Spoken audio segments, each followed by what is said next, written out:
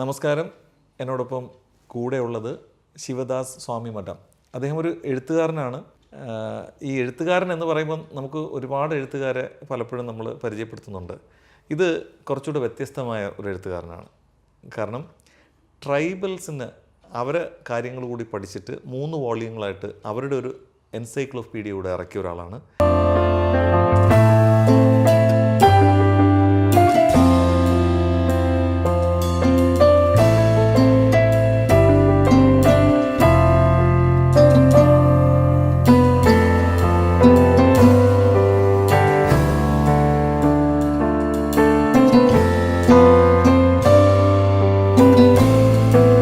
എന്തുകൊണ്ടാണ് ഈ ട്രൈബൽസിൻ്റെ ഇതിലേക്ക് പോയി അങ്ങനെ ഒരു പുസ്തകം തന്നെ രചിക്കാനുണ്ടായ സാഹചര്യം? അതായത് ഞാൻ മനസ്സിലാക്കിയെടുത്തോണ്ട് കുറേ കാലങ്ങളായി. ഇപ്പോൾ ഇവിടെ തന്നെ ഒരു 36 വർഷമായി, 45 വർഷം. അപ്പോൾ എപ്പോഴും വാർത്ത കഴിക്കുമ്പോൾ അവരെ പരമാവധി എല്ലാ സൈഡിലും ചൂഷണമാണ്. പൊളിറ്റിക്കൽ ഒരു സൈഡ്, പിന്നെ ഈ മാവോയിസ്റ്റുകൾ, പിന്നെ റിലീജിയസ് ആയിട്ടുള്ള പല സൈഡും. അപ്പോൾ അവരെ ശക്തിപ്പെടുത്തുക എന്നുള്ള ഉദ്ദേശത്തോടു കൂടി മാത്രമേ ഇല്ല. കാരണം അവരെ സ്ട്രെങ്ത് അവർക്ക് അറിയില്ല. മനസ്സിലായില്ലേ? അത് ഞാൻ ചെറിയൊരു ഉദാഹരണം പറഞ്ഞുതരാം. ഈ ഗോണ്ട ട്രൈബ്സ് ഉണ്ട്, അതൊരു 3 സ്റ്റേറ്റിലായിട്ട് സ്കാറ്റർ ചെയ്ത് കിടക്കുക. ഉത്തർപ്രദേശ് ഉണ്ട്, ഒറീസ ഉണ്ട്, ബംഗാളുണ്ട്, പല കാടിനുള്ളിലല്ലേ. അപ്പോൾ ഇത് ഇന്ന സ്ഥലങ്ങളിൽ അവർ കറക്റ്റ് അവരുണ്ടെന്ന് അവർക്ക് സ്വയം മനസ്സിലായാൽ അവർക്ക് സംഘടിക്കാൻ പറ്റും. മറ്റേ കാട്ടിനുള്ളിൽ അവർക്ക് അറിയില്ല. അവർ ഇപ്പോൾ യു പിയിലുള്ള ആൾക്കാർ യു പിയിൽ മാത്രം അവർക്ക് അറിയില്ല അങ്ങനെ ഒറീസയിൽ ഞങ്ങളുണ്ടത്. അപ്പോൾ മനസ്സിലാക്കി കഴിഞ്ഞാൽ പിന്നെ ഇത് ഇപ്പോൾ സാധാരണ ഈ ജാർഖണ്ഡ്, ഒറീസ, പല സ്ഥലങ്ങൾ, ആന്ധ്രാപ്രദേശ്, ഇവിടെ എല്ലാം ഇവരുടെ ട്രൈബൽ കോളേജ് സ്കൂളൊക്കെ ഉണ്ട്. അപ്പോൾ പഠിക്കുന്ന വിദ്യാർത്ഥികളിൽ ഇത്രയും ട്രൈബൽസ് ഈ പുസ്തകങ്ങൾ അയച്ചു കൊടുക്കാനുള്ള ഉദ്ദേശമാണ് ഞാൻ എഴുതിയത്. അയച്ചു കൊടുത്തു കഴിഞ്ഞാൽ ഞങ്ങൾ ഇത്രയും ട്രൈബൽസ് ഉണ്ട്, ഞങ്ങൾക്കൊരു യൂണിറ്റി സംഘടിച്ച് കഴിഞ്ഞാൽ ഞങ്ങൾക്കൊരു സ്ട്രെങ്ത് ഉണ്ടെങ്കിൽ ഞങ്ങളുടെ കാര്യങ്ങൾ പറയാൻ പറ്റും, ജനാധിപത്യമായ രീതിയിൽ സംസാരിക്കാൻ പറ്റും. അപ്പോൾ അവർ അവയർനെസ് ഉണ്ടാക്കുന്നത് മാത്രമേ ഉള്ളൂ ഉദ്ദേശം. അപ്പോൾ അവർക്ക് വലിയൊരു ഇതൊന്ന് രക്ഷപ്പെടാൻ പറ്റി. മാത്രമല്ല അവർക്ക് അവരുടെ അവകാശങ്ങൾ നേടിയെടുക്കാൻ പറ്റും. ആ ഒരു ഉദ്ദേശം. പിന്നെ ഇംഗ്ലീഷ് ഒരു കോമൺ ലാംഗ്വേജ് അല്ലേ. ഈ പഠിക്കുന്ന എല്ലാവരും ട്രൈബലിൻ്റെ എല്ലാത്തിനും പഠിക്കുമ്പോൾ ഇംഗ്ലീഷ് പഠിക്കണ്ടേ. ഞാൻ അവരൊക്കെ നേരിട്ട് വിളിച്ചൊരു ലൈബ്രറിയിലൊക്കെ എല്ലാ അഡ്രസ്സ് എൻ്റെ ഉണ്ട്. അപ്പോൾ അവിടെ ഇംഗ്ലീഷ് കമ്മ്യൂണിക്കേഷൻ ലാംഗ്വേജ് തന്നെയാണ്. ഇത് പഠിക്കാൻ, ഇത് എഴുതാൻ വേണ്ടി അവിടെ സന്ദർശിച്ചിട്ടാണ്? ഞാനെല്ലാം ഡാറ്റ സെർച്ച് ചെയ്തിട്ട് കിട്ടിയതാണ്. ഒരുപാട് കഷ്ടം. മാക്സിമം സെർച്ച് ചെയ്താണ് ഓരോന്നും. 3-4 വർഷം. മാത്രമല്ല അത് കഴിഞ്ഞതിന് ശേഷം ഇത് ഞാൻ പബ്ലിഷൊക്കെ അയച്ചു കൊടുത്തു. ഒറീസയിലെ നമ്മുടെ ഇന്ത്യൻ പ്രസിഡന്റ് ഇല്ലേ, അതിലെ സീനിയർ ഒരു കസിൻ ഉണ്ട്, അവനാണ് അവിടുത്തെ ഈ ട്രൈബൽ റിസർച്ചിൻ്റെ സീനിയർ സയൻറ്റിസ്റ്റ്. അവർ 1.5 വർഷം പ്രൂഫിങ് കഴിഞ്ഞിട്ട് ഇറക്കിയത്. അവർ ഏറ്റെടുത്തു. പ്രൂഫിംഗ് ഒന്നും പൈസ മേടിച്ചില്ല. ഞങ്ങൾ ഇങ്ങനത്തെ ഒരു പുസ്തകം ഇല്ല, ഓൾ ഇന്ത്യ ലെവലിൽ ഇങ്ങനത്തെ ഒരു പുസ്തകം ആരും എഴുതിയിട്ടില്ല. അതിലെന്താ കാര്യം, ട്രൈബലിൻ്റെ പുസ്തകം വരുമ്പോൾ ഓരോരുത്തരും എന്താ ചെയ്യണമെന്ന് വെച്ചാൽ ഏതെങ്കിലും ഒരു ട്രൈബലിനെ കുറിച്ചിട്ട് അവർക്ക് PhD വേണ്ടിയിട്ട്, കാരണം അവരെ ഗവേഷണമല്ലേ, അതിനെക്കുറിച്ച് മാത്രം അവർ മനസ്സിലാക്കിയിട്ട് എഴുതും. കണ്ടന്റ് ഇത്രയേ ഉള്ളൂ. ഒന്നാമത്തെ കാര്യം അവരുടെ ലാംഗ്വേജ്, രണ്ടാമത്തെ കാര്യം അവരുടെ കൾച്ചർ, അവരുടെ ഫെസ്റ്റിവൽ, അവരുടെ ലൊക്കേഷൻ, പിന്നെ അവരുടെ ആക്ടിവിറ്റി, പ്രൊഫഷൻ, അത് മാത്രമേ ഉള്ളൂ. അപ്പോൾ അതവർക്ക് നിരന്തരം. പിന്നെ അവർക്ക് വല്ല ലോക്കൽ ലാംഗ്വേജ് പറയും, 2-3 ലാംഗ്വേജ് ഉണ്ടാവും. കാരണം അവരുടെ ഡിവിഷൻ സബ് ഡിവിഷൻ ഉണ്ടാവും. അപ്പോൾ അതുണ്ടോ, അപ്പോൾ അവർ ഏരിയ അത്രയേ ഉള്ളൂ. അപ്പോൾ അവരുടെ ഗവേഷണ വിഷയം അവർ അവർ PhD എടുക്കണം. അപ്പോൾ പക്ഷേ അതുകൊണ്ട് ഇപ്പോൾ ട്രൈബലിനൊരു പ്രത്യേകിച്ച് ഗുണങ്ങളൊന്നുമില്ല. അവർക്കൊരു PhD കിട്ടി, ശരിയാണ്, ഇങ്ങനത്തെ ഒരു കാര്യം ഹൈലൈറ്റ് ചെയ്തു. പക്ഷേ മൊത്തം പേര് എത്ര പേരുണ്ടെന്ന് ആർക്കും അറിയില്ല. അപ്പോൾ അതിത്തിരി കഷ്ടപ്പെട്ടിട്ട് ഞാൻ വളരെ കഷ്ടപ്പെട്ടു. കാരണം അവർക്ക് അവരെ ശക്തി എന്താണെന്ന് മനസ്സിലാക്കാൻ വേണ്ടി ജനാധിപത്യം അവർ സംഘടിക്കുന്നത്. കാരണം ഡെമോക്രസി അല്ലേ. അപ്പോൾ അവർക്ക് സംഘടിക്കണം എന്നുള്ള ഒറ്റ ഉദ്ദേശം കൂടി ചെയ്തതാണ്. കാരണം ഏറ്റവും ഇപ്പോൾ ഈ റീസെൻ്റ് അവർ അനുഭവിച്ചിരുന്ന മാവോയിസം കൊണ്ടാണ്. ജാർഖണ്ഡ് ഭാഗത്തൊക്കെ ഒരുപാട് പേര് കഷ്ടപ്പെടുന്നുണ്ട്. അവരെ ലാൻഡ് അവരെല്ലാം പോയി പല സ്ഥലങ്ങളായിട്ട്. അപ്പം ശരിക്കും പറഞ്ഞാൽ ഈ ആദിവാസികൾക്ക് വേണ്ടി അങ്ങനെ ഒരു പുസ്തകം എഴുതി. പക്ഷേ എഴുത്തിലേക്ക് ആദ്യമായി വരുന്നത് ഒരു കവിത എഴുതിയിട്ടാണ് അല്ലേ? അത് അങ്ങനെ ഉദ്ദേശിച്ച ഒറ്റ രാത്രി ഇരുന്ന് അങ്ങനെ മൂട്ടിയിരുന്നപ്പോൾ എഴുതി. തുടക്കം ഇടുന്നായിരുന്നു. പോയംസ് ഫ്രം മൈ ഹേർട്ട് അല്ലേ? അതെ, ഞാനത് മറിച്ച് നോക്കി. അതെല്ലാം 4 വരികൾ അല്ലെങ്കിൽ 3 വരികളിലുള്ള. അത് 7:30 മണിക്ക് രാത്രി 1 മണി 1:30 വരെ അങ്ങനെ ഇരുന്നു ഒറ്റ സ്ട്രെച്ചിൽ ഇരുന്ന് എഴുതിയതാണ്. എന്തായിരുന്നു ഇതിന്റെ പ്രചോദനം? ശരിക്കും പ്രചോദനം ഒന്നുമില്ല. ഞാൻ ആദ്യം മലയാളത്തിൽ എഴുതിയിട്ടുണ്ടായിരുന്നു. അത് അമ്മ 2003 മരിക്കണം. അപ്പോൾ എഴുതിയിട്ടുണ്ടായിരുന്നു. അമ്മയ്ക്കൊക്കെ വായിച്ച് കേൾപ്പിച്ചു. എന്താണ്ടായിച്ചാൽ പുസ്തകം അവിടെ വീട്ടിൽ വെച്ചിട്ട് പോയി. ഇഷ്ടമുള്ളൂ. അത് പിന്നെ ബൈ മിസ്റ്റേക്ക് നഷ്ടപ്പെട്ടു. പിന്നെ അങ്ങനെ ആ വഴി അടഞ്ഞു. അത് ഒരുപാടുണ്ടായിരുന്നു മലയാളത്തെ കവിതകളാണ്. അമ്മ എഴുതിയിരുന്നു. അമ്മയുടെ ചേച്ചി എത്തി. അപ്പോൾ അമ്മയ്ക്കെല്ലാം വായിച്ച് കേൾപ്പിച്ചു കൊടുത്തു. ആ പുസ്തകം ഒരുപാട് തിരഞ്ഞു. പിന്നെ എനിക്ക് ആ വാതിലടഞ്ഞു. എന്താണെന്ന് അറിയില്ല. പിന്നെ ഞാൻ ആകെ ഒരു മൂകനായി. കാരണം നഷ്ടപ്പെട്ടില്ലേ. അത് എനിക്കൊന്നും ഓർമ്മ. അപ്പോൾ എൻ്റെ സിസ്റ്റർ ദിവസം വിളിച്ചു. ചിലതൊക്കെ എന്നെ പറഞ്ഞു കേൾപ്പിച്ചു. പക്ഷേ എൻ്റെ മെമ്മറിയിലൊന്നും വരില്ല. അത് ഇങ്ങനെയൊക്കെ ഉണ്ടായിരുന്നു എവിടെയാണ് നമ്മുടെ ആ പുസ്തകം ഒരു ബ്ലൂ കളർ നോട്ട് ബുക്കാണേ അല്ലെങ്കിൽ വെട്ടും തിരുത്തൊന്നുമില്ല. അത് രസം ക്ലീനായിട്ട് എഴുതി വെച്ചാണ്. അതങ്ങനെ പോയി, ബൈ മിസ്റ്റേക്കിൽ എവിടെ പോയി നഷ്ടപ്പെട്ടു. അതങ്ങനെ പോയി. പിന്നെ എനിക്ക് 2020 അങ്ങനെ ഒരു ദിവസം ഞാൻ ഈ ഗ്രൂപ്പുകളിലൊക്കെ ഉണ്ട്, ലിറ്ററേച്ചർ ഗ്രൂപ്പിൽ ഒരു ദിവസം തന്നെ കോൺവെർസേഷൻ കവിതയായിട്ട് വന്നു. അപ്പോൾ എനിക്ക് തോന്നി ഇതൊരു സിഗ്നലാണെന്ന്. അപ്പോൾ അതങ്ങനെ ഞാൻ നോട്ട് ചെയ്തു. പിന്നെ ഞാൻ പിന്നെയാണ് തോന്നി തുടങ്ങാമെന്ന് വിചാരിച്ചിട്ട് അങ്ങനെ. അപ്പോൾ എന്നുവെച്ചാൽ ആ ഒരു 4 വരി ഞാൻ എഴുതി. അത് ഞാൻ പറഞ്ഞത് ഏഞ്ചൽ എന്നൊരു കവിതയുണ്ട്, അതിലില്ല. അപ്പോൾ അത് വേൾഡ് വൈഡ് തന്നെ അതിനെ എല്ലാവരും അംഗീകരിച്ചു. എനിക്കറിയാം എല്ലായിടത്തും, ഇംഗ്ലണ്ടിൽ നിന്ന്, ആഫ്രിക്കയിൽ നിന്നും, ഓസ്ട്രേലിയയിൽ നിന്നും പലരും. ഒരിക്കലും കൊണ്ട് 10-12 വരികയുള്ളൂ. അത് എന്നും അതിൻ്റെ പ്രചോദനമായി ഒരു വലിയ സംഭവമായി. അപ്പോൾ ഞാൻ വിചാരിച്ചു എന്നാൽ ഇനി ഇതൊരു നല്ല കാര്യം വെച്ചിട്ട് എല്ലാവർക്കും എന്താ ഇഷ്ടപ്പെടാൻ കാണിക്കാൻ എന്നും ചോദിക്കുന്നുണ്ട്. അത് വീണ്ടും ഒന്നും കൂടി അത് അയക്കുമെന്ന് പറഞ്ഞിട്ട് പലരും ഒരാൾ പറഞ്ഞിട്ട് മറ്റയാളെന്നോട് ചോദിക്കാൻ തുടങ്ങി. എല്ലായിടത്തും, അമേരിക്കയിൽ നിന്ന് എല്ലായിടത്തും. അപ്പോൾ ഞാൻ വിചാരിച്ചു ഇതൊരു തെറ്റില്ല, എന്തായാലും ആൾക്കാർക്ക് ഇഷ്ടപ്പെടുന്നുണ്ട്. അപ്പോൾ അങ്ങനെ ഇരുന്നിട്ടാണ് ഇത് ആദ്യ പുസ്തകം എഴുതിയത്, കിട്ടിയിട്ടില്ലേ. അങ്ങനെയാണ് ഈ ഒരു അതിന് അവാർഡും കിട്ടിയിട്ടോ. അല്ല, ആ കവിത അതിന് UK എന്നാണ് ഫസ്റ്റ് അവാർഡ് എനിക്ക് ആദ്യം കണ്ട് ലണ്ടനിലാണ്, ബ്രിട്ടീഷ് ദമ്പതികളിൽ നിന്നാണ്. ആ ഗ്രൂപ്പിലൊക്കെ ഞാൻ ഇപ്പോഴും ഉണ്ട്.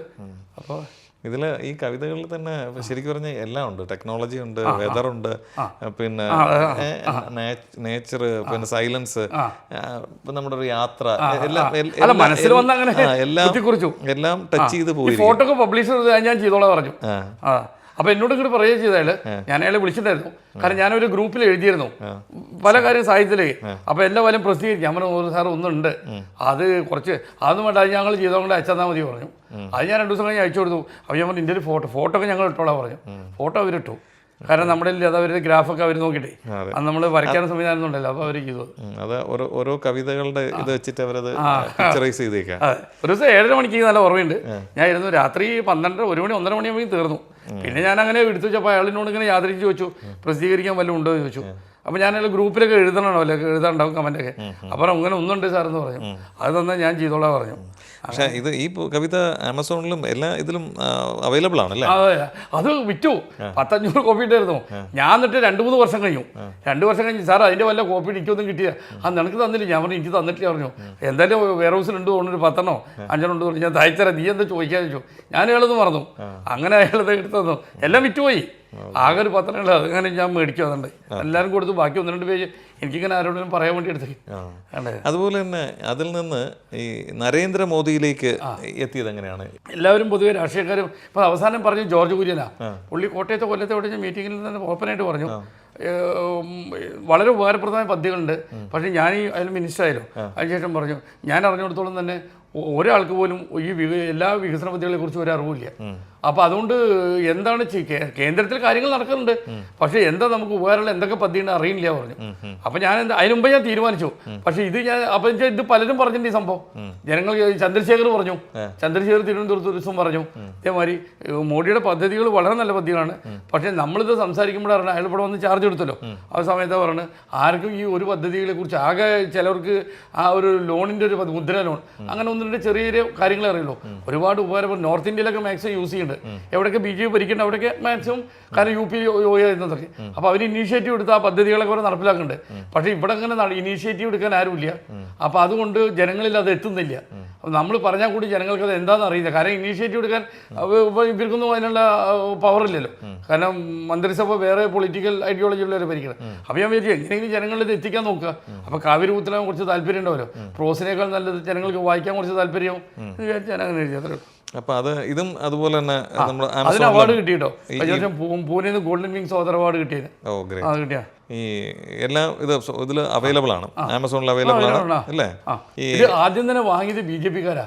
ഒറീസയിലുള്ള ഒരു ഗ്രൂപ്പ് 10-15 രൂപ ഒന്നായിട്ട് അവർ വാങ്ങി. കാരണം അവർ ആൾക്കാർ കൊടുക്കാൻ വേണ്ടിയിട്ട് അതിനെ വാങ്ങിക്കൊണ്ട്.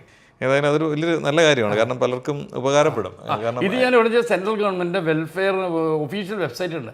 അതിനാണ് ഇദ്ദേഹം വന്നതിന് ശേഷം 2014 വന്നതിന് ശേഷം ഉള്ള ഈ പദ്ധതികളെല്ലാം എടുത്തിട്ടാണ് ഞാൻ അത് അവരെ ഒഫീഷ്യൽ വെബ്സൈറ്റ് പോയി. ശരിക്കും പറഞ്ഞാൽ 1600 പേജുള്ള ഒരു ഹിന്ദുയിസം എന്നൊരു പുസ്തകം കൂടി ഇദ്ദേഹം എഴുതിയിട്ടുണ്ട്. ഈ പുസ്തകത്തിലേക്ക് എങ്ങനെയാണ് വരാനുള്ള സാഹചര്യം? അതിലേക്ക് വരാനുള്ള സാഹചര്യം പറഞ്ഞാൽ ഞാനിപ്പോൾ ഇവിടേക്ക് അമ്പലങ്ങളിൽ പോകാറുണ്ട്. നല്ലൊരു ശതമാനം ജനങ്ങൾക്കും ബേസിക് ആയിട്ടുള്ള അറിവില്ല. പ്രഭാഷണങ്ങൾക്ക് പോകണു, അതിൻ്റെ വല്ല വീഡിയോ എടുക്കും, ഒരു ചെറിയൊരു പോർഷൻ അറിയുള്ളൂ. അപ്പോൾ ജനങ്ങൾക്ക് അവെയറാക്കാന്ന്. പിന്നെ മറ്റു കാര്യം ഞാൻ നോക്കിയപ്പോൾ ഇതിന് പറ്റിയ റിസർച്ച് ഗൈഡില്ല. ഞാൻ പലരും വിളിച്ചിരുന്നു, ഹിന്ദു യൂണിവേഴ്സിറ്റി വിളിച്ചു, എല്ലാ പുസ്തകങ്ങളും കിട്ടിയതൊക്കെ വാങ്ങിയൊക്കെ ഉണ്ട്, പഠിക്കാൻ കൊടുക്കുന്നുണ്ട്. അപ്പോൾ ഇങ്ങനെ എല്ലാം കൂടി സംഗ്രഹിച്ച റിസർച്ച് ഗൈഡില്ല. അപ്പോൾ ഈ സനാതന ധർമ്മം പറയുമ്പോൾ എന്തറിയോ, ആര്യ സംസ്കാരവും ദ്രാവിഡ സംസ്കാരവും കൂടിയതാണ് സനാതന ധർമ്മം. അപ്പോൾ അങ്ങനത്തെ ഒരു പുസ്തകമില്ല. അപ്പോൾ എന്താണെന്ന് വെച്ചാൽ ഞാൻ ആദ്യം ഈ കോമ്പറ്റീഷൻ വരുന്ന സമയത്ത് ഈ ഗ്രൂപ്പുകളിലൊക്കെ ഈ ശ്രീരാമ ജയന്തി ഇല്ലേ, ദുർഗാ ജയന്തി ഒക്കെ ഉണ്ടല്ലോ, അപ്പോൾ എനിക്ക് കോമ്പറ്റീഷൻ എഴുതാൻ വരും. അപ്പോൾ ഞാൻ അങ്ങനെ 2-3 ആ സാഹചര്യം അനുസരിച്ച് എഴുതി വെച്ചിട്ടുണ്ടായിരുന്നു. അത് വർഷങ്ങളായി. അപ്പോൾ ഞാൻ വിചാരിച്ചു ഇതിങ്ങനെ കിടക്കാത്തൊരു ഉപകാരമില്ല, ഇങ്ങനെ വരുമ്പോൾ എഴുതേണ്ടി ഇത് പോസ്റ്റ് ചെയ്യും ഗ്രൂപ്പിൽ. അതുപോലെ ജനങ്ങൾക്ക് ഉപകാരമാവുന്ന എന്തെങ്കിലും ചെയ്യണം വിചാരിച്ചു. അങ്ങനെ വെറുതെ അലസമായി എഴുതായിരുന്നു. അപ്പോൾ ഒരു 10-500 എന്തോ എഴുതി വെച്ചു. അപ്പം ഇത് ഇങ്ങനെ എഴുതിയത് ശരിയല്ല, കാരണം ഇത് ജനങ്ങൾക്ക് മനസ്സിലായി, കാരണം ഇതെല്ലാം മിക്സ് ആയിട്ടാണ്. അപ്പം ഞാനിങ്ങനെ പിന്നെ ഞാൻ വിചാരിച്ചു ഇതൊരു കാര്യം ചെയ്ത് സെപ്പറേറ്റ് ചെയ്യണം. അപ്പം എൻ്റെ മൈൻഡിൽ വന്നു ഒരു അതായത് അതന്നെ ഒരു 4 മാസം ഇരുന്നിട്ടാണ് അങ്ങനെ എഴുതിയത്. അപ്പോൾ ഇതിങ്ങനെ ശരിയാവില്ല. അപ്പം മനസ്സിൽ ചിത്രം വീഡിയോ അടക്കം വന്നു, ഇങ്ങനെ ശരിയല്ല, ആര്യ സംസ്കാരം ദ്രാവിഡ സംസ്കാരം മാറ്റുന്നത്. അപ്പോൾ ഈ 600 തന്നെ സെപ്പറേറ്റ് ചെയ്യണ പണിയെടുത്തു. അത് കുറച്ച് പണി മെനക്കെട്ടു. അപ്പോൾ അതിനെല്ലാം മാറ്റി. പിന്നെ എനിക്കൊരു ഓർഡർ വന്നു. ആ ഓർഡർ വന്ന ഫ്ലോയിലാണ് ഇത് എഴുതി. അത് കഴിഞ്ഞ് ഓട്ടോമാറ്റിക് ഇത് എഴുതി. ആദ്യം എഴുതിയത് ആര്യ സംസ്കാരത്തെ കുറിച്ചായിരുന്നു. അത് കഴിഞ്ഞിട്ട് അത് മുഴുവനായില്ല കാര്യങ്ങൾ പറഞ്ഞത്. അതിനെന്താ സംഭവിച്ചാൽ ഏറ്റവും ആദ്യം എഴുതേണ്ട പുസ്തകം അതായിരുന്നില്ല. അതിൻ്റെ ഇതാണ് ആദ്യം വരേണ്ടി വരിക, ഇത് അവസാനം എഴുതിയത്. കാരണം അങ്ങനെ ഒരു ആശയം വന്ന് ഇതെന്താ വെച്ചാൽ നമ്മുടെ ഈ ആര്യന്മാരുടെ ഉത്ഭവം ഇല്ലേ, അപ്പോൾ ഇതൊക്കെ എഴുതിയപ്പോൾ അനുസരിച്ച് ആര്യനെ കുറിച്ച് എഴുതി. അപ്പം ഇതിൻ്റെ ഉത്ഭവം എഴുതാതെ ഇത് ഇതേ ഉള്ളൂ, തലയില്ല. അപ്പോൾ ഇതാണ് തല, അതാണ് സംഭവം. അപ്പോൾ ഇതാണ് ഇതെന്നുണ്ടോ ഞാൻ പറഞ്ഞത്, ഞാൻ ഇതിൻ്റെ ഞാൻ തന്നെ ഉണ്ടാക്കിയതാ. ഇത് ഞാൻ തന്നെ കഷ്ടപ്പെട്ട് എടുത്തിട്ട് ഇങ്ങനെ ചെയ്താ. കാരണം നമ്മുടെ ഈ ice age, stone age, iron age, earth formation ശേഷം കേട്ടോ. കാരണം നമ്മുടെ ഹോമോസാപ്പിയൻ, ഹോമോ എറക്ടസ് ഇല്ലേ, അങ്ങനെ തുടങ്ങിയിട്ട് ആര്യന്മാർ നമ്മൾ 4ാമത് 5ാമത്തെ സിവിലൈസേഷൻ വരിക. സ്ലാവിക് കൾച്ചർ കഴിഞ്ഞ സൈബീരിയൻ ആ ഏരിയ എന്നുള്ളത്. അപ്പോൾ അത് ക്ലിയർ ആയിട്ട് ഇതിൽ എഴുതിയിട്ടുണ്ട്. ഇതിൻ്റെ കണ്ടിന്യൂഷൻ ആണത്. പക്ഷെ ഇത് അവസാനം വന്ന. ഇനി വേറെ കാര്യം ഇതിലും ഡിസ്റ്റ് ഉണ്ട്. ഇതിൽ 70 എനിക്കറിയാം കൂടുതലുണ്ടത്. ഒരു 70 എഴുതിയ മൈൻഡ് ബ്ലോക്കായി. പിന്നെ ഒന്ന് എഴുതാൻ അങ്ങനെ ഉണ്ടെന്ന് അറിയാം. പിന്നെ ഞാൻ കുറേ കഴിഞ്ഞ് വീണ്ടും ഒരു 5-6 മാസം കഴിഞ്ഞു. അത് കഴിഞ്ഞ് അതിൻ്റെ സെക്കൻഡ് കിട്ടുക. അത് കഴിഞ്ഞപ്പോൾ തന്നെ വന്നു. ബാക്കി 30 ആവുന്നുണ്ട്. അത് ഫിനിഷ് ആയി സെക്കൻഡ് എഡിഷൻ പബ്ലിഷ് ചെയ്യണത്. ഇത് കംപ്ലീറ്റ് അല്ല. അപ്പോൾ എനിക്കറിയാം ബാക്കി ഉണ്ടെന്ന് അറിയാം, പക്ഷേ എഴുതാൻ എനിക്കൊന്നും കിട്ടില്ല. അപ്പോൾ ഞാൻ വീണ്ടും 5 മാസം കഴിഞ്ഞാൽ മുഴുവൻ അത് തീർത്തു ചെയ്യാൻ. അപ്പോൾ സെക്കൻഡ് എഡിഷൻ ഞാൻ പബ്ലിഷ് ചെയ്യണം. അതാണ്. അപ്പോൾ ഇതാണ് ഈ 3 ബുക്ക് ഒരുമിച്ച് എല്ലാ ഹിന്ദു യൂണിവേഴ്സിറ്റിക്കും അയച്ചു കൊടുത്തു ഞാൻ. ഒരുമിച്ച് അയച്ചു അല്ല ഇതൊക്കെ ശരിക്കും ഇങ്ങനെ ചെയ്യാനുണ്ടായ ഒരു സാഹചര്യം കൂടി എങ്ങനെയാണ് നമുക്ക് ഇത് മറ്റുള്ളവരിലേക്ക് എത്തിക്കണം എന്നുള്ളൊരു? അത് നമ്മളിത് പണ്ടേ നമ്മുടെ ഉള്ളിലുള്ളതാണ്. കാരണം നമ്മളറിയണത് മറ്റുള്ളവരെ അറിയിക്കുക, ശാസ്ത്രീയമായ ഡോക്യുമെൻ്റ് എവിഡൻസോട് കൂടി അറിയിക്കുക എന്നുള്ള. പിന്നെ നമുക്ക് എഴുതുന്ന സാർ ഗുണം വെച്ചാൽ മനസ്സിലൊരു വീഡിയോ പിക്ചർ ഉണ്ടായിരുന്നു. അപ്പോൾ അത് എഴുതാൻ ബുദ്ധിമുട്ടുണ്ടായില്ല. അങ്ങനെ അത് കഴിയുന്നതോടുകൂടി അത് നിന്നു. പക്ഷേ ഇത് ഞാൻ എല്ലാം കഴിഞ്ഞിട്ടും പിന്നെ 2 മാസം 3 മാസം കഴിഞ്ഞിട്ടാണ് അതിൽ പബ്ലിഷറിനെ വിളിക്കും, ഇത് അയച്ചാൽ ഞാൻ ആയിട്ടില്ല, നോക്കട്ടെ ഇനി വല്ലതും. കാരണം ഇത് കുറച്ചും കൂടി സങ്കീർണ്ണം, 1800 പേജിന്. കാരണം ദ്രാവിഡ സംസ്കാരം പറഞ്ഞാൽ ക്ഷേത്രങ്ങൾ, ഇതിലതൊന്നുമില്ല. ഇത് വളരെ ഈസിയാണ്. തന്ത്രം, കുറേ കാര്യങ്ങളുണ്ട്. ഇതിലതൊന്നുമില്ല. ഇതൊരു നദി ഒഴുകണ മാതിരി ഫ്ലോ ആയിട്ടില്ല. കാരണം ഒരു കമ്മ്യൂണിറ്റി 1800-2000 പേര് താഴെയുള്ള കമ്മ്യൂണിറ്റിയുടെ ലൈഫ് അത്രയേ ഉള്ളൂ. അത്ര വളരെ സിമ്പിളാണ്, വായിച്ചാൽ വളരെ സിമ്പിളാണ്. കാരണം അവരാണ് ഈ മറ്റേ ബ്രാഹ്മണ ക്ഷത്രിയ വേദം അവരെ ആവശ്യമുണ്ടാക്കിയതാ. അത് രസം. കാരണം പണ്ടൊക്കെ മൂപ്പന്മാരുടെ രീതിയാണ്. അപ്പോൾ രാവിലെ എണീച്ച് എന്ത് ചെയ്യണമെന്ന് ഈ ഒരു ഗ്രൂപ്പ് ചോദിക്കും. അയാൾ പറഞ്ഞ മാതിരി എല്ലാം ചെയ്യാം. രാജാവല്ല, മൂപ്പൻ. കാരണം അന്നത്തെ രീതി സ്റ്റോണേജ് അയച്ചതിന് ശേഷം ഒരു ഗോത്ര തലവല്ലേ. അപ്പോൾ ഇത് എന്നോട് വന്ന് രാവിലെ എല്ലാവരും ഇത് ചോദിക്കണ്ട. അവരൊരു തൊഴിലവർക്ക് വീഴ്ച കൊടുത്താൽ ഇത്ര കുറച്ച് ആൾക്കാർ കൃഷി ചെയ്യുക, കുറച്ച് ആൾക്കാർ പൂജാകാര്യങ്ങൾ, കുറച്ച് ആൾക്കാർ നമ്മളെ സംരക്ഷിക്കുക, ഇങ്ങനെ ഡിവൈഡ് ചെയ്തു. അപ്പോൾ അവരവരുടെ കാര്യങ്ങൾ ഈസിയാണ് ഗ്രൂപ്പേ. അപ്പോൾ എല്ലാവർക്കും അവർ പൊതുബോധം, അവർ ആര്യന്മാരാന്നുണ്ട്. അപ്പോൾ അവരെല്ലാവരും അവരെ സമുദായത്തിന് വേണ്ടി ഇന്നെ ചെയ്യും. ഒരു ഉത്തരവാദിത്തം കൊടുത്ത് അവരെ ചെയ്യും, അത്രയേ ഉള്ളൂ. അങ്ങനെയാണ് ഈ ഗ്രൂപ്പിസം വന്നിരിക്കുന്നത്. പിന്നെ അത് ഇവിടെ എത്തിയ സമയത്ത് നമ്മളത് വേറെ ദ്രാവിഡരോട് വേറെ കുറച്ചും കൂടി സങ്കീർണമായി മാത്രമേ ഉള്ളൂ. ഇതാണ് അവരുടെ ഇത്രയേ ഉള്ളൂ കാര്യങ്ങൾ. അതാണ്. അപ്പം ആര്യ സംസ്കാരം, അത് ദ്രാവിഡ സംസ്കാരത്തിലേക്ക് വരുമ്പോൾ അവിടെ ഈ ക്ഷേത്രം, എല്ലാ കാര്യങ്ങളും ഇത് തമ്മിൽ യാതൊരു ബന്ധമില്ല കേട്ടോ. അത് വായിച്ചറിയാം, യാതൊരു ബന്ധങ്ങളും രണ്ടും തമ്മിലില്ല. ഒന്ന് പ്രകൃതി, ഒന്ന് നമ്മൾ ഈശ്വര ക്ഷേത്രം, വേറൊരു രീതിയിൽ ഈശ്വര സങ്കല്പം മാത്രമേ ഉള്ളൂ. ഇതിൽ ക്ഷേത്രം ഒന്നുമില്ല. അത് യജ്ഞം, യാഗം, അത്രയും കാര്യങ്ങളില്ല. പ്രകൃതി മാത്രമേ ഉള്ളൂ, വേറെ ഒന്നുമില്ല. അപ്പം ഇത് ഇങ്ങനെ വീണ്ടും എഴുതിക്കൊണ്ടിരിക്കുകയാണ്. ഈ എഴുത്ത് ഇതിനു വേണ്ടി എങ്ങനെയാണ് സമയം കണ്ടെത്തുന്നത്? പ്രത്യേകിച്ച് അല്ല, ഇത് വേറെ കാര്യം, നമ്മുടെ ആശയം വരുമ്പോഴേ അത് ഇത് എഴുതാൻ മറ്റൊരു കാര്യം വെച്ചാൽ വർഷങ്ങൾക്ക് മുമ്പ് ഞാൻ കുറേ നോട്ട് എഴുതി വെച്ചിട്ടുണ്ടായിരുന്നു, എൻ്റെ വായനയെന്നും കാര്യങ്ങളൊക്കെ. അതൊരു ഉപകാരമായി. കുറേ ഡയറിയിൽ എഴുതിയിട്ടുണ്ടായിരുന്നു, കുത്തി എഴുതി. അപ്പോൾ അതൊക്കെ ഇതിലേക്കൊരു ഉപകാരമായി വന്നു. അതൊക്കെ നാട്ടിൽ ശരിക്കും പാലക്കാടാണല്ലോ. പാലക്കാട് ഒറ്റപ്പാലം. ഈ ഈ പാലക്കാട് ആയതുകൊണ്ടാണോ ഇത്രയും ഡീപ്പായിട്ട്? അങ്ങനെ സ്വന്തം നാട് ശരിക്കും മലപ്പുറം ഡിസ്ട്രിക്റ്റാ. അച്ഛൻ്റെ നാട് അമ്മയുടെ നാടും. അച്ഛൻ വന്ന പെരിന്തൽമണ്ണയാണ്, അങ്ങാടിപ്പുറം ക്ഷേത്രത്തിനടുത്തായിരുന്നു. ആ അമ്മ വന്ന് മലപ്പുറം താന്നൂര് പരിയാപുരം അവിടെയാണ്. പിന്നെ അവിടെ നിന്ന് ഇങ്ങോട്ട് കുടിയേറി ഇങ്ങോട്ട് വന്നാ. ശരി. ഫാമിലിയൊക്കെയോ? വൈഫുണ്ട് കൂടെ. ശരിക്കും വ്യത്യസ്തമായ പുസ്തകങ്ങളാണ്. ഇത് ഭഗവത്ഗീതയുടെ ആധുനിക കാലത്തെ പ്രസക്തി ഓരോന്നും വ്യത്യസ്തമാണ്. സംസ്കാരത്തെക്കുറിച്ച് പറയുന്നു, അതുപോലെ തന്നെ ഏറ്റവും ലേറ്റസ്റ്റായ പിന്നെ നമുക്ക് അറിയേണ്ട കാര്യങ്ങളെക്കുറിച്ച് കൊണ്ടുവരുന്നു. അടുത്ത് നമുക്കൊരു ടൂർ ഗൈഡായിട്ട് ഉപയോഗിക്കാവുന്ന ലഡാക്ക് മുതൽ ലക്ഷദ്വീപ് വരെ. ഇതൊരു മനോഹരമായതാണ് കേട്ടോ. കാരണം നമുക്ക് യാത്ര ചെയ്യാൻ ആഗ്രഹിക്കുന്നവർക്ക് ഒരു റഫറൽ ഗൈഡായിട്ടൊക്കെ ഇത് ഉപയോഗിക്കും അല്ലേ? ഇതിലേക്ക് എങ്ങനെയാണ് വന്നത്? നല്ലൊരു ശതമാനം ആൾക്കാരോട് ചോദിച്ചു കഴിഞ്ഞാൽ അദ്ദേഹം അവർ കേരളം തന്നെ കാണാത്ത ആൾക്കാർ കാശുണ്ടെങ്കിൽ പറയാം ഞങ്ങൾക്ക് അമേരിക്ക കാണാമെന്നാണ് പറയണം. അപ്പോൾ അങ്ങനെ പറയാം. ഇവിടെ പലരും പറയാറുണ്ട് അല്ല അമേരിക്ക കാണാൻ പറ്റിയെങ്കിൽ എന്ന് പറയാറുണ്ട്. പിന്നെ യൂറോപ്പ് കാണാം. അധികം ആൾക്കാർ അമേരിക്ക എന്നാണ് പറയുക. അതെന്താ എനിക്കറിയില്ല. അപ്പോൾ വിചാരിച്ചു ഭാരതത്തിൻ്റെ മനോഹരത എല്ലാവരിലും എത്തിക്കുക, ഇതൊക്കെ അനുഭവത്തിൽ നിന്ന് ഒന്നാണേ. അപ്പോൾ അതൊന്ന് എത്തിക്കുക എന്നുള്ള ഉദ്ദേശത്തോടു കൂടിയാണ് അത് എഴുതിയത്. കാരണം ആൾക്കാർക്ക് അറിയില്ല, ഇത് വായിച്ചപ്പോൾ തന്നെ ആൾക്കാർ ഇത്രയൊക്കെ മനോഹരമായ സ്ഥലങ്ങളുണ്ടോ എന്ന് ചോദിക്കുന്നുണ്ട്. അതാണ് ഫോട്ടോ ഒക്കെ അവർ പബ്ലിഷ് ഇട്ടാ കേട്ടോ.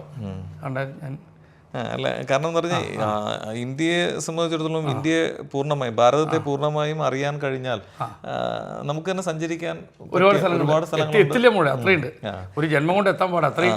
അത്രയും ഡീപ്പായിട്ടുള്ള നോളജുള്ള സ്ഥലങ്ങളാണ് നമുക്ക്. സംസ്കാരമുണ്ട്. നമ്മൾ വിദേശത്തേക്ക് ഇതിപ്പോൾ ഞാൻ ഹിസ്റ്റോറിക്കൽ മോണുമെന്റ് അല്ല, നമ്മുടെ നാച്ചുറലായ സാധാരണ എല്ലാ ടൂറിസ്റ്റുകൾക്കും സഞ്ചരിക്കാൻ പറ്റുന്ന രീതിയിൽ എന്ന് പറഞ്ഞാൽ എല്ലാവരും വരില്ലേ. അപ്പോൾ അവർക്ക് GPS ആ ഓർഡർ അനുസരിച്ച് എഴുതിയതാ. GPS കൂടെ സംവിധാനത്തിലുണ്ട്. അല്ല, ആ രീതിയിലാണ് എഴുതിയിരിക്കുന്നത്. ഓർഡറിലേ നമുക്ക് പോയി ഓർഡറിൽ ഇങ്ങനെ പോവാം. ആ രീതിയിലേക്കാണ് അവര്. അപ്പോൾ ടൂറിസ്റ്റുകൾ അതാണ് ഒരാളിനോട് പറഞ്ഞു, വലിയ വലിയ ഹോട്ടലുകളൊക്കെ കിട്ടിക്കഴിഞ്ഞാൽ അവർ ഉപകാരപ്പെടുത്ത അവർ ബെഡ്റൂമുകളിൽ വെക്കും. അപ്പോൾ അവർക്ക് ഉപകാരമല്ലേ. അപ്പോൾ ഓട്ടോമാറ്റിക്കായിട്ട് അവർ എടുക്കാമല്ലോ. ഹോട്ടലുകൾ കണ്ടു കഴിഞ്ഞാൽ അത് അന്നേരം ഒരു ഉപകാരം. ഇതൊക്കെ യുണീക്ക് പുസ്തകങ്ങൾ, അങ്ങനത്തെ പുസ്തകങ്ങളില്ല. തീർച്ചയായിട്ടും. അപ്പോൾ ഏതായാലും വ്യത്യസ്തമായ ഒരുപാട് കാര്യങ്ങൾ അങ്ങ് ചെയ്യുന്നുണ്ട്. ഇനിയും കൂടുതൽ ചെയ്യാൻ കഴിയട്ടെ. ഇതിൽ നിന്ന് നേരെ പോയിരിക്കുന്നത് ഭഗവത്ഗീതയിലേക്കാണ് അല്ലേ? ഭഗവത്ഗീതയിലേക്ക് ആധുനിക കാലത്തെ പ്രസക്തി അതാണ് ഭഗവത്ഗീത. അപ്പോൾ ഇതിനു വേണ്ടി മാക്സിമം റിസർച്ച് ചെയ്തു എന്നാണ് അല്ലേ? കാരണം ഭഗവത്ഗീത പുസ്തകം എൻ്റെ ഉണ്ട്. അപ്പം ഞാൻ വായിച്ചു. അപ്പോൾ അത് വായിച്ചു കഴിഞ്ഞപ്പോൾ നമുക്കത് ഏതൊക്കെ ആംഗിളിൽ ആധുനിക കാലത്ത് ഉപയോഗിക്കാമെന്നുള്ളത്. എത്ര പ്രാവശ്യം ഭഗവത്ഗീത വായിച്ചു? ആണോ? പഴയ ആ പുസ്തകം എന്താ പ്രശ്നിച്ച് അത് ഏടൊക്കെ തിരിച്ച് ഒരു 10-30 കൊല്ലം 15 കൊല്ലമായി തോന്നും. അതിപ്പോൾ 40 വർഷമായി തോന്നും. അതുപോലെ തന്നെ ഇതെന്താ ഇത് ഗ്ലോബൽ സിവിലൈസേഷനാണ്. അതായത് ഇതിലൊരു പ്രാധാന്യം എന്താ അറിയോ? നമുക്കാകെ ഇപ്പോഴുള്ള ആൾക്കാരോട് ചോദിച്ചാൽ മൺമറഞ്ഞു പോയി ഒരുപാട് സംസ്കാരങ്ങളുണ്ട്, ആൾക്കാർക്ക് അറിയില്ല. അപ്പോൾ കുട്ടികളുടെ എഡ്യൂക്കേഷണൽ പർപ്പസിന് വേണ്ടി എഴുതിയാണ്. എല്ലാ സിവിലൈസേഷനും ഉണ്ട്, ഒന്നും വിട്ടില്ല. എൻ്റെ ഓർമ്മയിൽ എല്ലാം ഉണ്ട്. അപ്പോൾ ഇതിനു വേണ്ടി അങ്ങ് ഒരുപാട് സമയം ചെലവഴിച്ച് എല്ലാ പുസ്തകങ്ങളും ഇംഗ്ലീഷിലാണ്. അപ്പം കോമൺ ആയിട്ട് എല്ലാവർക്കും മനസ്സിലാകുന്നല്ലേ? ഞാൻ ഉദ്ദേശിച്ചത് എല്ലാ രാജ്യങ്ങളിലും അതാണ് എല്ലാവരും. അതുപോലെ ലാംഗ്വേജ് അത്യാവശ്യം സിമ്പിൾ ലാംഗ്വേജ് തന്നെയാണ് യൂസ് ചെയ്തേക്കുന്നത്. അപ്പോൾ നമ്മൾ ഇത്രയും കാര്യങ്ങൾ അങ്ങയുടെ എഴുത്തിന് വളരെ പ്രധാന കാര്യം. ആർക്കും ഈ സംസ്കാരങ്ങളെ കുറിച്ചൊന്നും അറിയില്ല. ഇത്രയും സംസ്കാരങ്ങൾ മൺമറഞ്ഞു പോയതേ. മനുഷ്യരാകെ ഭൂമിയിൽ 10,000 വർഷമായിട്ടുള്ള പറഞ്ഞാൽ അതിൻ്റെ ഇടയിൽ എത്ര സംസ്കാരങ്ങൾ വന്നു പോയിന്നേ. അത് ഓരോ ഏരിയയിലുള്ളവർക്ക് അവരവരുടെ ഇത് മാത്രമേ അറിയുള്ളൂ. അപ്പോൾ നമുക്ക് പറഞ്ഞാൽ കേരളത്തിലാകെ 2-3 അത്രേ അറിയുള്ളൂ. അതിനെക്കുറിച്ച് ഇപ്പോൾ ബഹായ് മതം കൂടി നമുക്ക് അറിയണ്ടാവില്ല. അതാണ് ഡൽഹിയിൽ അതിൻ്റെ വലിയ ഇതുണ്ട്, പക്ഷേ നമുക്കറിയില്ല. കാരണം അവിടെ പോയിട്ടില്ലല്ലോ ആൾക്കാർ. അങ്ങനെ വളരെ കുറച്ച് പേര്. മറ്റു രാജ്യങ്ങൾക്ക് എത്രയോ എന്നോ മൺമറഞ്ഞു പോയി. അതിൻ്റെ ചില ശിലാലിഖിതം മായൻസ് അറിയില്ലേ. അങ്ങനെ കുറേ സംഭവങ്ങൾ നമുക്കറിയില്ല. അപ്പോൾ ഇത് വായിച്ചു കഴിഞ്ഞാൽ അങ്ങനെ ഒരു അവയർനെസ് കിട്ടും. ഇത്രയൊക്കെ സംസ്കാരങ്ങൾ ഭൂമിയിലുണ്ടായിരുന്നു, നമ്മളതിൻ്റെ ഒരു ഭാഗമാണ് എന്നുള്ളത്, നമ്മുടെ പൂർവികരായിരുന്നൊക്കെ എന്നുള്ളത്. ഓക്കെ. അപ്പം ഇത്രയും പുസ്തകങ്ങൾ ഇങ്ങനെ എഴുതി ഒരു വലിയൊരു റെക്കോർഡ് ഇട്ടുകൊണ്ടിരിക്കുകയാണ്. ഒരുപാട് അവാർഡുകൾ, ലോകം മൊത്തവും എവിടെയൊക്കെയാണോ അവാർഡുകൾ കിട്ടാത്തതെന്നില്ല അല്ലേ? The journey of life. Okay. അപ്പം ഇത് എങ്ങനെയാണ് ഇതിൻ്റെ ഒരു ഇതൊക്കെ തന്നെ മനസ്സിൽ വരുന്നതാണ് ആശയങ്ങൾ. ഇത് ഏത് സമയത്താണ് ഇത്? ഇതൊക്കെ ഇതിൻ്റെ കൂടെ തന്നെ എഴുതിയതാ. എഴുത്ത് തന്നെയാണ് ജീവിതം എന്ന് തോന്നും, അത്രയ്ക്ക് എഴുതിയിട്ടുണ്ട്. ഇത്രയും സമയം കണ്ടെത്തി. ഇതേതായാലും ഭാവി തലമുറയ്ക്കൊരു മുതൽക്കൂട്ട് തന്നെയായിരിക്കും അങ്ങയുടെ ഈ ഒരു സംഭാവന. കാരണം കാരണം ആർക്കാണ് ഇതിനൊക്കെ സമയം കിട്ടുക?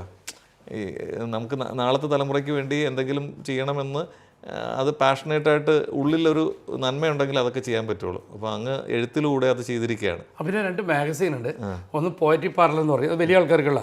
പിന്നെ മൈൻഡ്സ് പാർക്ക് എന്ന കുട്ടികൾക്കുള്ള, അതൊരു 30 വർഷത്തേക്കുള്ള കണ്ടന്റ് എഴുതി വെച്ചിട്ടുണ്ട്. അതെന്താ പറയുക, ഹിസ്റ്ററി, ഫിലോസഫി, സയൻസ്, മാത്സ് എല്ലാം ഉണ്ട്. അതെന്ന് വെച്ചാൽ പ്രോസ് പോയട്രിയാണ്. അപ്പോൾ കുട്ടികൾക്ക് എല്ലാ ക്ലാസ്സിൽ പഠിക്കുന്ന കുട്ടികൾക്ക് ഉപകാരം അത് എല്ലാം ഉണ്ട്. എനിക്ക് തോന്നുന്നു ഇപ്പോൾ 30 ഇയേഴ്സിലുള്ള കണ്ടന്റ് എഴുതി കഴിയും.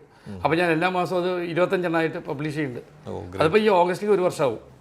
ഞാൻ എൻ്റെ വൈഫിനെ പരിചയപ്പെടുത്താം. തീർച്ചയായിട്ടും 60ാം പിറന്നാളിൽ ഒരു മാഗസീനിൽ അവർ തന്നെ ഇറക്കുകയാണ്. അതൊക്കെ വലിയൊരു അച്ചീവ്മെൻ്റ് ആണ് കേട്ടോ. സ്വന്തം കവർ ചിത്രം വച്ച് അവർ മാഗസീൻ ഇറക്കുക. പിന്നെ നമസ്കാരം, എന്ത് ചെയ്യുന്നു? ഞാൻ ഇവിടെ ഒരു സെറോണി ഗ്രൂപ്പിൽ വർക്ക് ചെയ്യുന്നു, അഡ്മിനായിട്ട് വർക്ക് ചെയ്യുന്നു. ഓക്കെ. 2011 മുതൽ ഇവിടെയുണ്ട്. ഇതിനു മുമ്പ് കോയമ്പത്തൂർ ആയുർവേദ ഫാർമസി കൃഷ്ണകുമാർജിയുടെ കൂടെ വർക്ക് ചെയ്തിരുന്നു ഓഫീസിൽ. അത് കഴിഞ്ഞ് മാരേജിന് ശേഷമാണ് ഞാൻ ദുബായിലേക്ക് വന്നത്. നാഷണൽ 20% ബെസ്റ്റ് റൈറ്റേഴ്സിന് 20% വൺ ഓഫ് ദി പേഴ്സൺ ആണ് ഡോക്ടർ ശിവദാസ്. നാഷണൽ ലെവലിൽ ഇതെല്ലാവരും ഉണ്ട്, റൈറ്റേഴ്സ് ഉണ്ട്, എല്ലാം ബുക്കിൻ്റെ ഓതേഴ്സാണ്. കഴിഞ്ഞ മാസം ഒരു അവാർഡ് ഉണ്ടായിരുന്നു. 100 കൺട്രീസ് വേൾഡിൽ ഫസ്റ്റ് കിട്ടി, വേൾഡിൽ കോമ്പറ്റീഷൻ കിട്ടി. അതിൻ്റെ എൻ്റെ ഉണ്ട് 100 രാജ്യങ്ങളും 4 കോണ്ടിനെന്റും. അത് ഗോൾഡ് മെഡലാണ്. ആകെ ടോട്ടൽ 12% കിട്ടിയുള്ളൂ. അതിൽ ഇന്ത്യയിൽ വേറെ ആൾ സെക്കൻഡ് 3rd പേഴ്സണാണ്. അപ്പം ഞാൻ രാത്രി എനിക്ക് അവാർഡ് കിട്ടിയെന്ന് പറഞ്ഞു. ഒരാൾ സെർച്ച് ചെയ്തിട്ട് രാത്രി 12 മണിയായി. അത് എനിക്ക് 3rd കിട്ടി എന്ന് പറഞ്ഞിട്ട് അയാൾ ഹാപ്പി ആയിട്ട് അയച്ചിട്ടുണ്ടോ. അപ്പോൾ ഞാൻ ഇതിൽ ഗ്രേഡ് ഉണ്ടോ എനിക്കറിയില്ല, അവാർഡ് കിട്ടി അറിയുള്ളൂ. അപ്പം ഞാൻ മുകളിൽ നോക്കുമ്പോൾ ഞാൻ ഗോൾഡ് മെഡലിൽ എനിക്ക് 1ാമത്തെ അവാർഡ് എനിക്കാണ്. അപ്പോൾ അത് എല്ലാവരുടെയും എത്തി, ഞാൻ അറിഞ്ഞിട്ടില്ല. കാരണം രാത്രി ഇവിടെ യൂറോപ്പിൽ ഓപ്പൺ ആവും രാത്രിയല്ലേ. അപ്പം ഞാനത് അറിഞ്ഞില്ല. അപ്പോൾ നോക്കിയപ്പോഴാണ് എനിക്ക് അതിൻ്റെ ഇതൊക്കെ അയച്ചെന്നവർ. അല്ല, അത് പറ്റേ ഡിജിറ്റൽ അയക്കുക ചെയ്യുക. സ്പെയിനിൽ ഇവിടെ വെച്ചിട്ടായിരുന്നു. നമുക്ക് പോകാൻ പറ്റില്ലല്ലോ. കുറേ ഉണ്ട്, എല്ലാം ലാപ്ടോപ്പ് കിടക്കുക. ഞാനിത് കുറച്ചെണ്ണം മാത്രമേ ഇങ്ങനെ ഫ്രെയിം ചെയ്ത് മേടിച്ചുള്ളൂ. ഇത് ഇപ്പോൾ ഞാൻ ഡൽഹിയിൽ നിന്ന് അയച്ചിട്ടുണ്ടായിരുന്നു. അതിപ്പോൾ നാട്ടിലേക്ക് അയച്ചിട്ടാ കൊരിയ. ഇതൊക്കെ വാങ്ങാൻ പോണേ ചില ഭയങ്കര ബുദ്ധിമുട്ടാണ്. പക്ഷെ മോഡിയുടെ ബുക്കിന് ഇപ്രാവശ്യം പൂനെന്ന് അവാർഡ് ഉണ്ടായിരുന്നു. അതൊരു കൊറിയറിലേക്ക് നാട്ടിലുണ്ട്, പോയിട്ടുണ്ട്. ഇപ്പൊ അവര് പറഞ്ഞിട്ടുണ്ട് നെക്സ്റ്റ് ബുക്ക് പ്രിന്റ് ചെയ്യുന്ന സമയത്ത് അവരുടെ അത് ലോഗോ വെച്ചോളാൻ പറഞ്ഞ ബുക്കിന്. കാരണം എന്തിന് ഗോൾഡൻ വിങ്സ് അവര് ലോഗോ തന്നുണ്ട്, ഈ ഗോൾഡൻ വിങ് ഓതർ അവാർഡിനെ. അപ്പോൾ അതിവിടെ വെക്കാൻ വേണ്ടി പറഞ്ഞിട്ട് ലോഗോ തന്നുണ്ട്. നമുക്ക് ഇനി പ്രിന്റ് ചെയ്യുമ്പോൾ നമുക്കത് ചെയ്യാം. അതുകൊണ്ട് ലോഗോ അയച്ചു അവരുടെ പെർമിഷൻ വേണമല്ലോ അവാർഡ് തന്നു. അപ്പോൾ അവര് പെർമിഷൻ നമുക്ക് തന്നല്ലോ.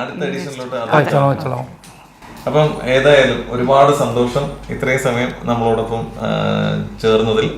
വീണ്ടും കാണാം. സന്തോഷം, ഞങ്ങൾക്ക് സന്തോഷം.